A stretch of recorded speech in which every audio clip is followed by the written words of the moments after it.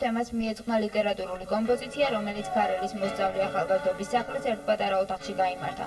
მოწვეულს ხუმართა შორის რაიონის განათლების განყოფილების გამგეც აღმოჩნდა. კომპოზიცია ქარელის პირველ და მეორე საშუალო სკოლის მოსწავლეებმა წარმოადგინეს და შთაბეჭდილებების წიგნში, რომელიც მოსწავლე ახალგაზრდობის სახლში კარგი ხანი არსებობს, საპატიო სტუმრების ქურთმილი ჩანაწერები დაიტოვეს.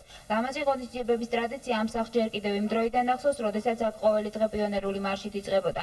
დღეს ეს ტრადიცია გრძელდება იმ განსხვავებით, რომ პიონერთა სახლის მაგრად ეს ყველაფერი მოსწავლე ახალგაზრდობის სახლში ხდება. დღევანდელი ღონისძიებით მართლაც კმაყოფილი ვარ, იმიტომ რომ ყველა ძალიან კარგად შეესრულებინა, ესიამოვნებინა დასწრებები და რაც მთავარია მათ საქართველოს დიდი სიყვარული ჩაიდეს დღეს გულში.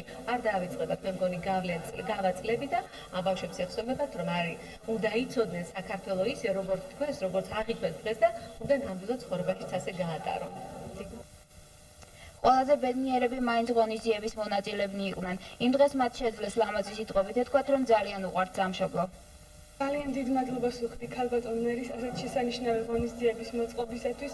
ჩვენ ამით უფრო მეტი ცოდნა შევიძინეთ, უფრო შეგვიყვარდა ჩვენი სამშობლო. მოსწავლე ახალგაზრდობის სახლის პედაგოგები მომავალი სასწავლო წლიდან უამრავ ლამაზ ღონისძიებას გეგმავენ.